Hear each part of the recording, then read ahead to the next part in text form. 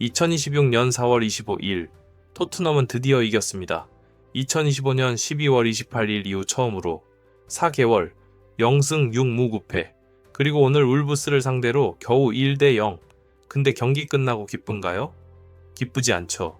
왜냐면 동시에 웨스트햄이 에버튼을 2대1로 이겼거든요. 그래서 토트넘은 지금 이 순간에도 18위입니다. 이겼는데 강등권 탈출에 실패했습니다. 이 채널 구독하고 알림 설정 해두세요. 오늘 토트넘 경기 분석, 그리고 이 상황에서 손흥민이 처한 두 가지 악몽까지 전부 다룹니다. 오늘 경기부터 보겠습니다. 울브스는 이미 지난 라운드에서 강등이 확정된 팀이었습니다. 챔피언십으로 떨어지는 게 결정난 팀. 최근 두 경기에서 웨스트햄의 0대4, 리즈의 0대3으로 당한 팀. 동기부여가 바닥까지 떨어진 팀. 객관적으로 이 시즌 프리미어리그에서 가장 약한 팀과 원정 경기였습니다. 그 경기에서 토트넘은 전반전 내내 점유율 66%를 가져갔습니다. 그리고 유효 슈팅은 0개였습니다. 강등 확정된 팀 상대로 66% 점유율, 유효 슈팅 0개. 이 숫자가 지금 토트넘이 어떤 팀인지를 설명합니다. 공은 갖고 있습니다. 흐름도 어느 정도 가져갑니다. 선수들이 기본 수준은 되니까요.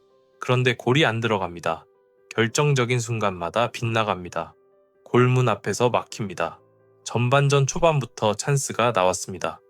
포로의 세트피스에서 솔랑키에게 좋은 기회가 왔지만 마무리를 못했습니다.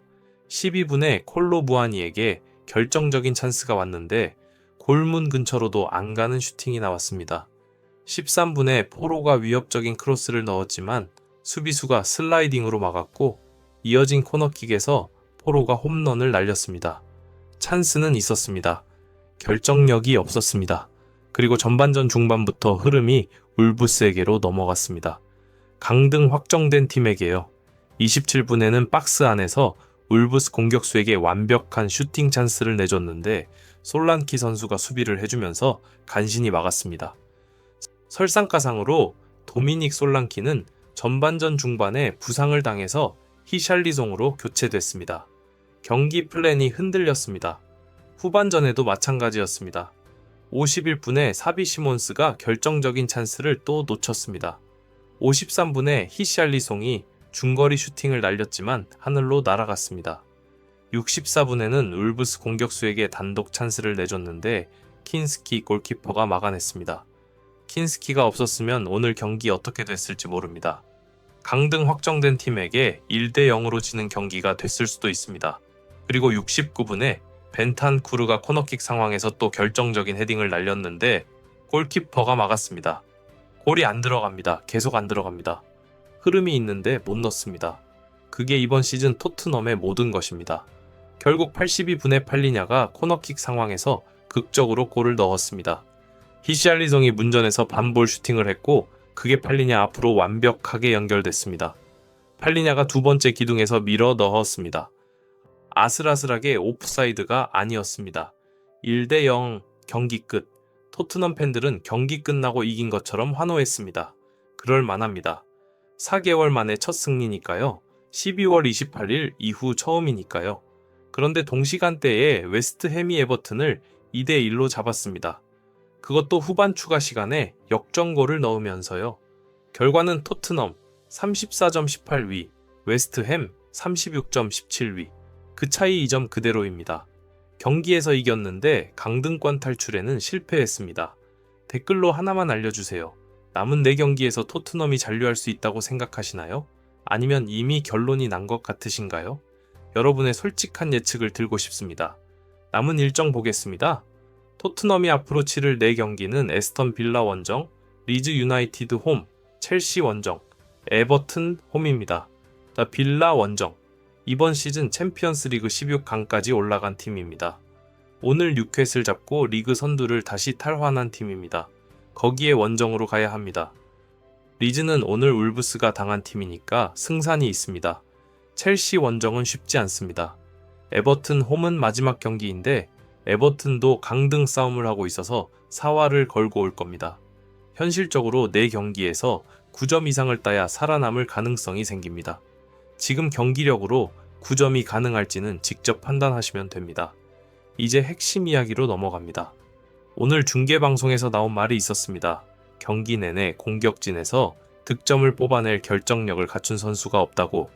그리고 바로 그 부분에서 손흥민의 빈자리가 너무나도 크게 느껴진다고. 이게 지금 토트넘의 상황입니다. 손흥민은 지난 몇 시즌 동안 거의 매 시즌 두 자릿수 득점을 가져다 줬습니다. 팀 공격의 중심이었습니다. 결정력이 없어서 찬스를 날리는 동료들 옆에서 손흥민은 반드시 넣어야 할 찬스를 넣었습니다. 그게 손흥민의 값어치였습니다. 이 채널 구독하고 알림 설정 해두세요. 손흥민 LAFC 상황과 대표팀 홍명보 감독 논란 계속 심층 취재합니다. 지금 손흥민은 LAFC에 있습니다. 그리고 거기서도 비슷한 상황을 겪고 있습니다. 지난 화요일 LAFC는 홈에서 콜로라도 래피즈와 0대0으로 비겼습니다. 서부 컨퍼런스 8위 팀이었습니다. 홈에서 0대0입니다. 그 경기에서 도스 산토스 감독은 손흥민을 80분에 교체했습니다. 0대0으로 비기고 있는 상황에서 공격의 핵심을 빼버렸습니다. 그것도 더 나은 옵션을 넣기 위해서가 아니라 에보비세를 원톱으로 올리기 위해서였습니다. 손흥민이 벤치로 들어오면서 카메라가 그 표정을 잡았습니다. 감추지 않았습니다. 토트넘에서는 손흥민 없이 득점력 제로인 팀이 강등 위기에 빠져 있습니다. LAFC에서는 손흥민이 있는데도 감독이 결정적인 순간에 그를 빼고 있습니다. 두 개의 무대에서 동시에 잘못된 일이 벌어지고 있습니다. 한쪽에서는 손흥민이 없어서 팀이 무너지고 있고 다른 쪽에서는 손흥민이 있어도 감독이 제대로 쓰지 못하고 있습니다. 그리고 이 모든 상황이 2026 월드컵 2달을 앞두고 벌어지고 있습니다. 홍명보 감독의 대표팀도 문제입니다. 3월 평가전에서 코트디부아르에 0대4로 졌고 오스트리아에 0대1로 졌습니다. 두 경기 모두 무득점이었습니다. 손흥민이 뛰고 있는 팀이 두 경기 연속골을 못 넣었습니다. 가디언이 한국을 월드컵 파워 랭킹 44위로 평가했습니다. 같은 조 멕시코가 14위인데 44위입니다. 손흥민에게 지금 필요한 것은 딱 하나입니다. 제대로 쓰이는 것, 클럽에서도 대표팀에서도. 오늘 토트넘이 이겼습니다. 4개월 만에 첫 승리입니다. 킨스키가 마지막 프리킥을 막아줬고 팔리냐가 극적인 골을 넣어줬습니다. 그 두 가지가 없었으면 강등 확정된 팀한테도 지는 경기였습니다. 웨스트햄은 동시간대에 에버튼을 2대1로 잡았습니다. 추가 시간 역전골로요. 토트넘과의 강역은 이 점 그대로입니다. 남은 4경기, 빌라, 리즈, 첼시, 에버튼. 지금 경기력으로 몇 점이나 나올지는 오늘 경기를 보신 분들이 더 잘 아실 겁니다. 손흥민은 이 상황을 지켜보고 있습니다.